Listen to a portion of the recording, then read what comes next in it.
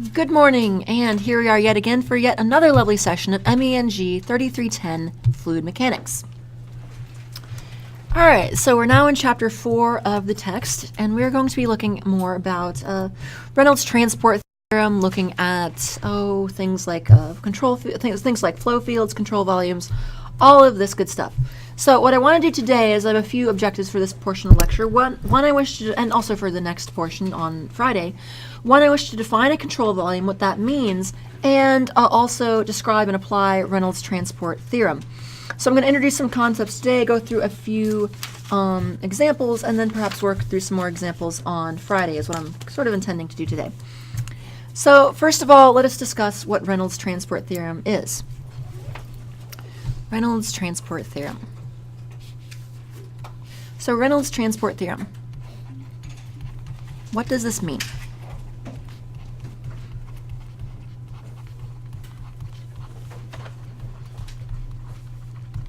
What is Reynolds transport theorem? Well, you can obviously read about it in the text, but I'm sort of going to go through the Cliff Notes version here.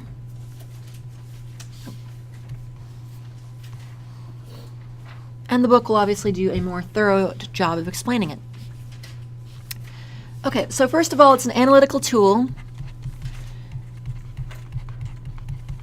An analytical tool, so that means something. Though we can sort of look as a power word or whatever you want to describe it. But anyway, to shift from describing the laws, shift from describing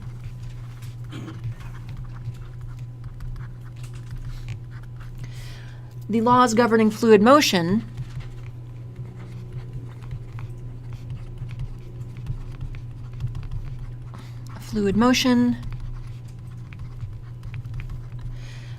to a systems concept.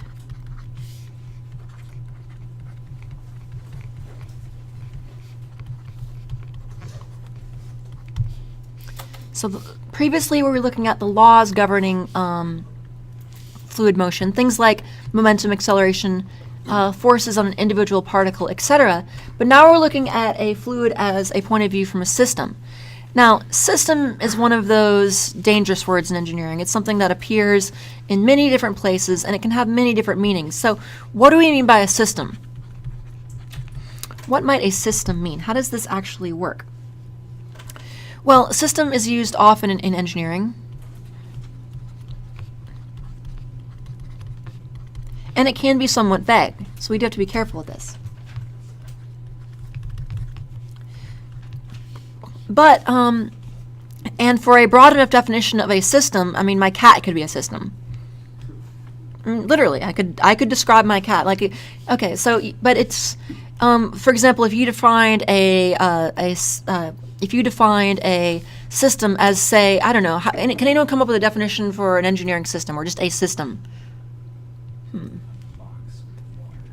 A box with water in it. Okay, that is a type of system, but an object, I could say, for a nice generic definition of a system would be like an object, device, etc., with inputs and outputs that modifies inputs, outputs, and let's say, and an ability to modify the inputs and outputs.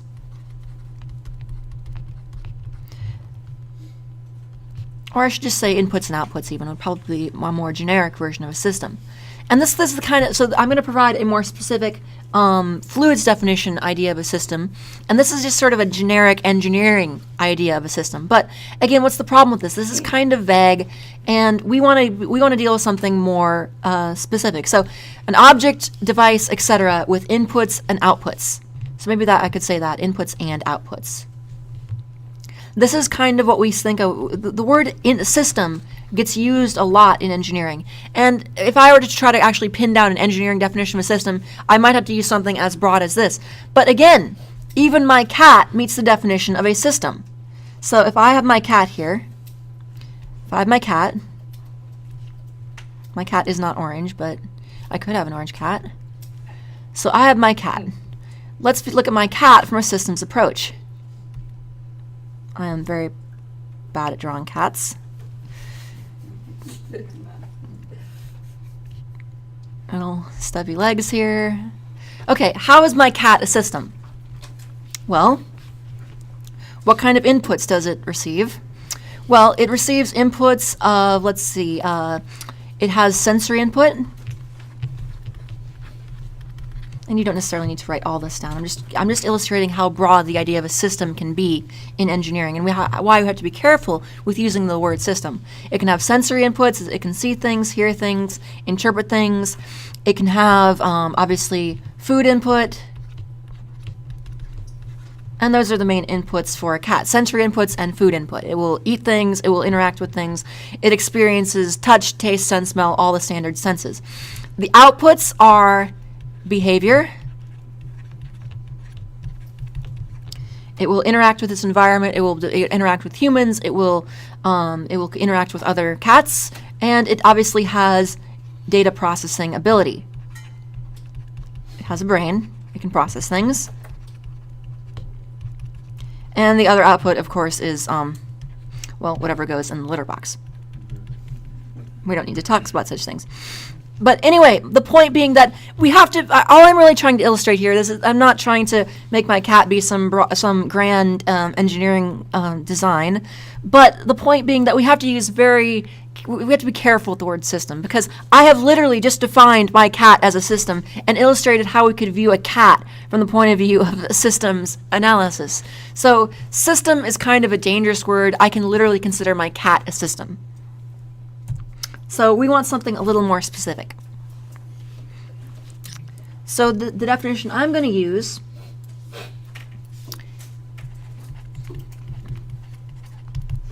that will hopefully be a bit more tailored for fluid mechanics is a collection of matter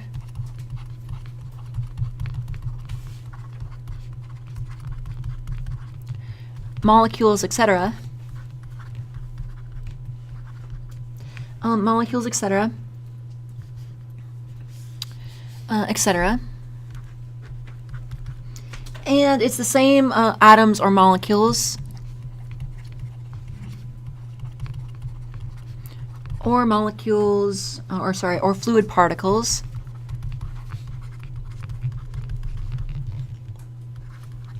through X, Y, Z, or T.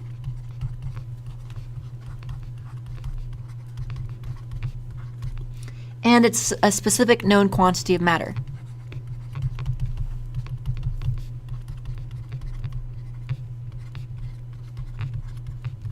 So this is what a system would be defined for fluid mechanics. And essentially what I would have is I would have a chunk of fluid that is my system. I have a chunk of fluid system. And I look at how it is going to behave. We have things like forces coming into it, and things like pressure coming into it, elevation, etc. Pressure, elevation, all of these things. And we have outputs of things like velocity, pressure, etc. So we have a system. If I'm considering a system in fluid mechanics, I'm again looking at a specific quantity of matter. But really, I actually do want to get away from even the idea of using a system at all. So systems, when we typically talk about that, we're talking about a fixed quantity of matter. We're saying there is this chunk of atoms before and this chunk of atoms after, and it undergoes some sort of change in process, some sort of process change, etc. That will there'll be something input into it and something output out of it. And it's going, again, a system is defined via that we're talking about a specific quantity of matter. But really, as we've seen when we start modeling the Eulerian versus the Lagrangian last time, I would like to not necessarily look at a fixed quantity of matter. Instead, what I would really like to use is not so much a system as a control volume. So let's talk about control volumes. This is what we're really going to use more than anything else in this class. So control volume.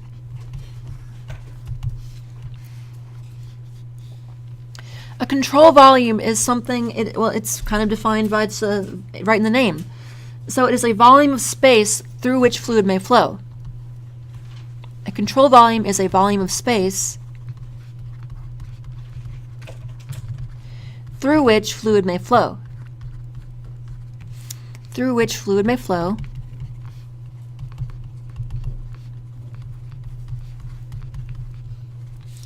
And so it's not defined via a set amount of matter, set amount of molecules or atoms, etc. Instead, it is defined by geometry. Defined by geometry.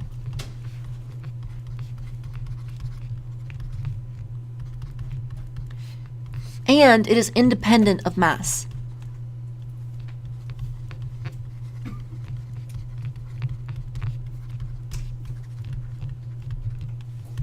So it's independent of mass. So it's more of a Protestant thing than a Catholic thing. Oh, sorry. That's really bad. Oh. I'm so sorry. No, I'm not. All right. Anyway, control surface. So we have our control volume. We defined the concept of a control volume, and the control surface is fairly easy to understand. It is the outer boundary of the control volume. The outer boundary of the control volume. Of control volume.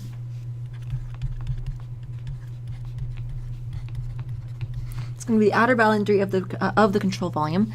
And let me illustrate some examples of control volumes. You can have different types, and let me discuss these here. So examples of control volumes.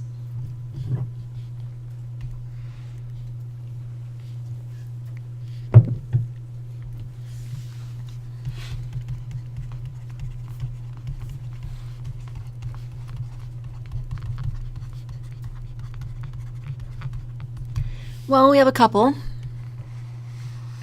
There are three main types we wish to discuss. There is fixed, moving, and deforming. We can have a fixed control volume, a moving control volume, or a deforming control volume.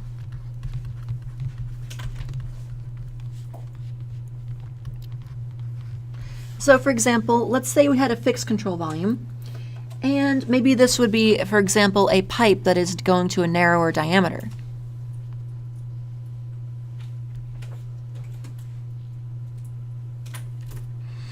So here I could define the, so here I would have fluid entering the pipe maybe at a smaller velocity here and leaving at a greater velocity here.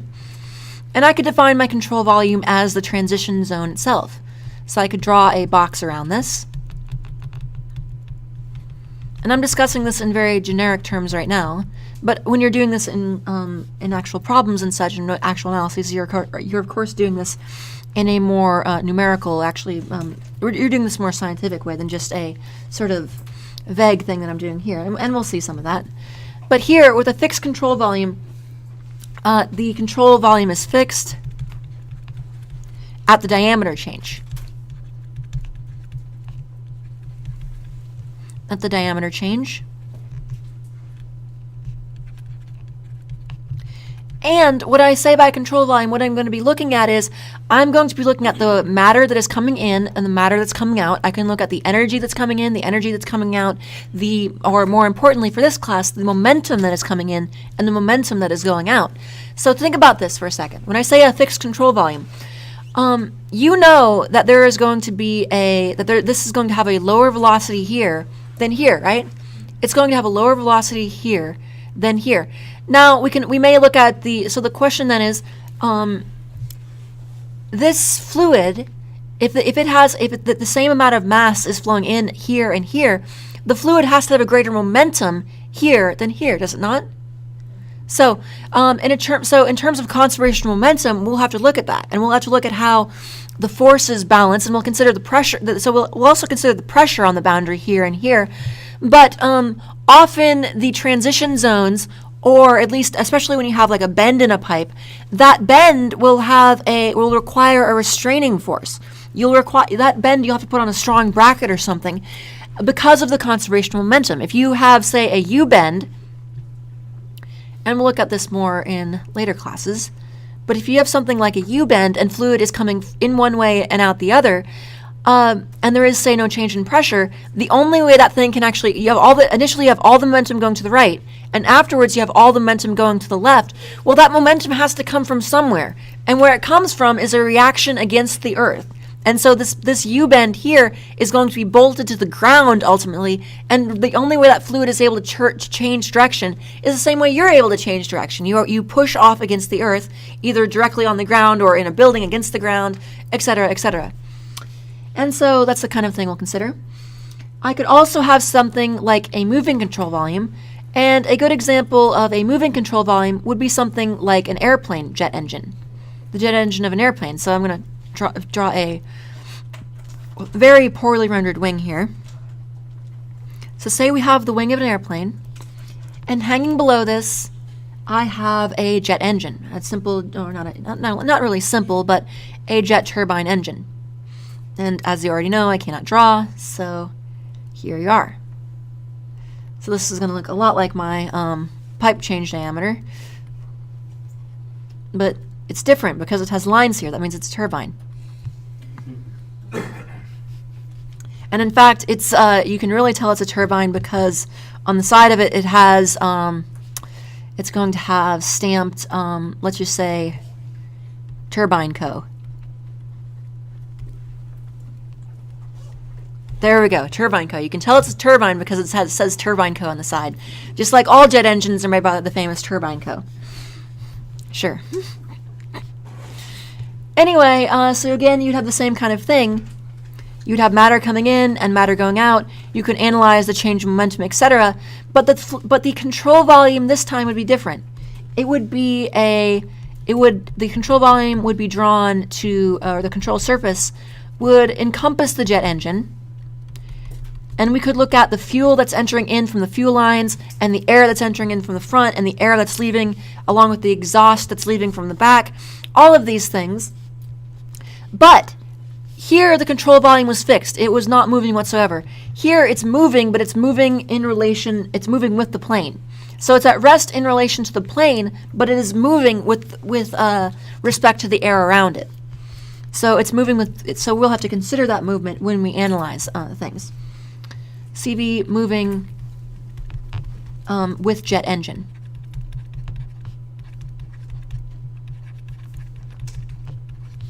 Finally, we could have a deforming control volume, and this would be something like a piston.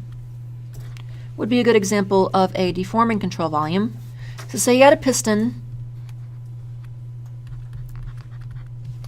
and I could define the control volume as We could define the control volume as the inside or the interior of the piston. Here. And so I would then label my control volume as this here. The inner surface of the piston chamber. So again here, what will happen though is the control volume will deform with the piston.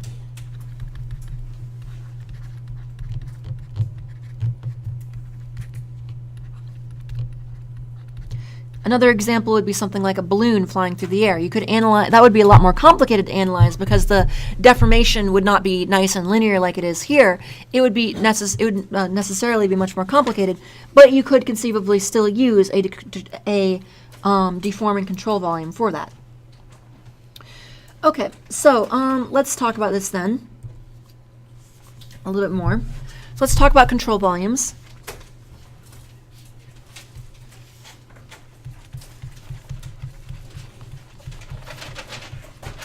So those are the types of control volumes. But continuing on, once your control volume is defined,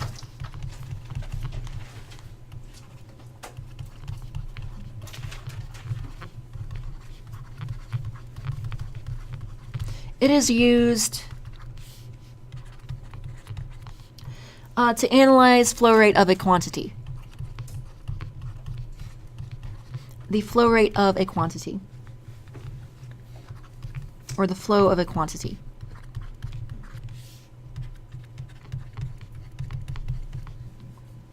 or quantities across the boundary.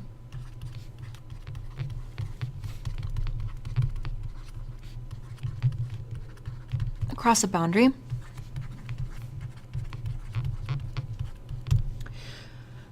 And applying conservation laws.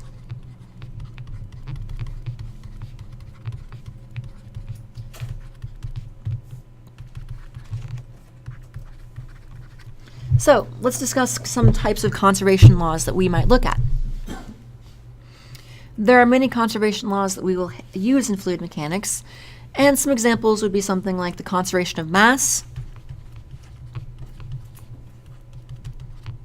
There'll be just as much mass coming into a control volume as leaving a control volume, assuming steady state. Conservation of mass, and this would be our m dot. So if you remember from calculus, variable dot means a flow rate, so a quantity versus time. So the m dot on a control surface is the amount of mass per second or per whatever unit of time you want to use, per second, per hour, per day, per millennium, although that would be a very weird unit of time to use. But I suppose you could if you were so inclined. Or I could just, how about on an exam I just do all the times in fortnights or something, just, fortnights? Furlongs per fortnight for velocity? No? Okay. Anyway, conservation of linear momentum. Conservation of linear momentum. Linear. Momentum. And here we could use V rho capital V. So velocity times density times volume. Or we could use conservation of energy. And we will not use conservation of energy that much in this class because this is a simple elementary fluid mechanics class. But for the mechanical engineering students in the room, when you get to your heat transfer class, you'll definitely be considering flow of energy. But for this semester, we will need to use it need to use it a little bit here and there. But the big ones we're going to use are conservation of mass and conservation of momentum. And for incompressible fluids, conservation of volume. So conservation of conservation of energy, this is dE dt, which is equal to Q dot minus work dot, W dot. W would be work and Q would be heat. So this is the kind of thing you see more in a thermodynamics class or a heat transfer class. But good to know. Okay. So let us consider something a bit more. So let us look at extensive versus intensive properties. Extensive versus intensive properties. So this is something useful to know.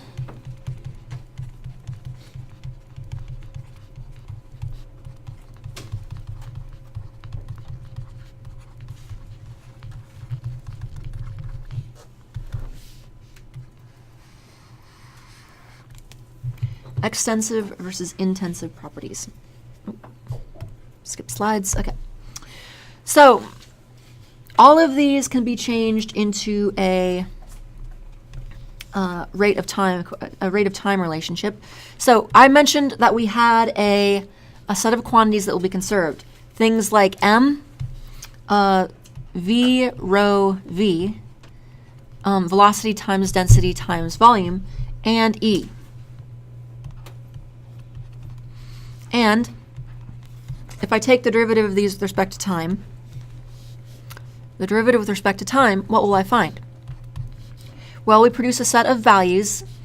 The derivative of mass with respect to time will pretty much always be 0, unless the system is not steady state. The amount of mass in a system is basically always constant. The change in momentum, though, there can be change, namely through force. Force can, if you remember your impulse momentum theory from elementary physics, force can be thought of as the rate of change of momentum. and the rate of change in energy, so the rate of change in energy is going to be thought of as, we can think of it as Q dot minus W dot.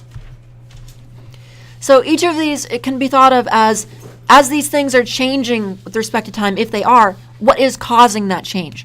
If mass is changing, it's not really changing, so, or in all the examples we're going to see, in this class at least, as long as they're steady state, mass isn't going to be changing, so we can just say that's 0. If the linear momentum in a system or in a control volume is changing, then what's going to produce that change is force. If the energy in a system or in a control volume is changing, then what's causing that change of energy is Q dot minus W dot, at least in terms of simple thermodynamics. Although, if you get to more advanced forms of things, if you get to more advanced courses and things like chemical engineering, you can actually have a change in energy not only from heat flowing in or from work flowing in. You can actually have a change in energy of your system from a simple chemical reaction. So you don't only have to worry about, a boiler losing or gaining heat, or a pipe losing heat, etc. You might actually have a chemical reaction occurring in your fluid as it's flowing along, and that might be gathering up or releasing energy. And so, depending whether it's depending whether it's going to absorb or release energy. Anyway, so I would like to define two quantities here. I'm going to call all of these, I'm going to use a generic label, capital B, for these. So B is going to be the total amount of work, a total amount of these things, the total amount of M linear momentum, or E, or energy contained in a control volume. In the total control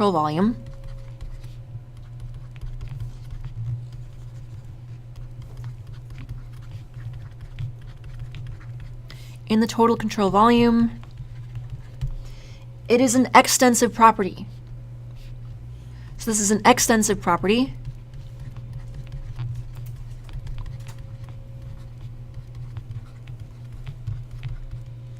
It depends on the amount of mass. It is not independent of mass.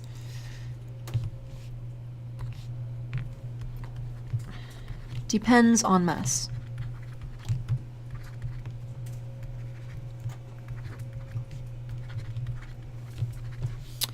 And then I'm going to use lowercase b to indicate intensive properties. Lowercase b is the amount of B per unit mass. The amount of B per unit mass. Amount of capital B per unit mass.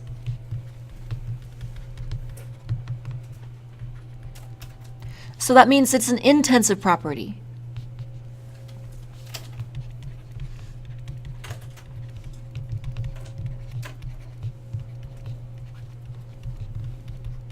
Independent of mass.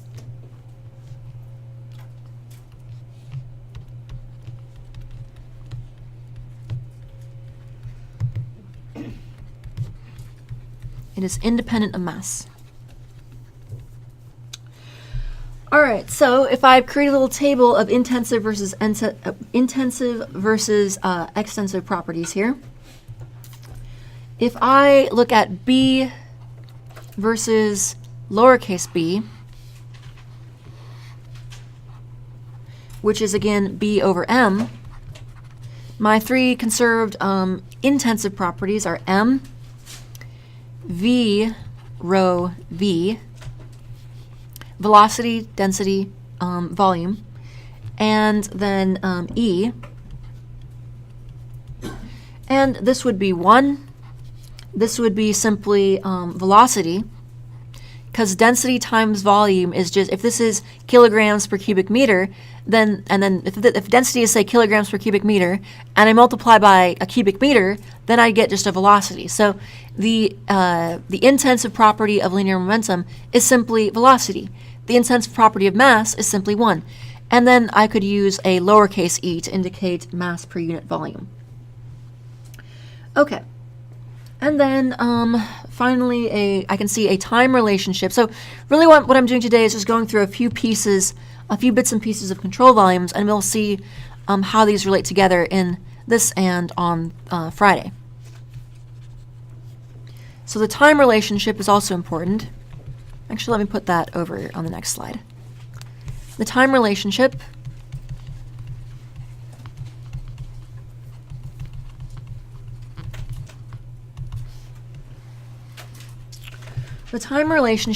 putting all this together,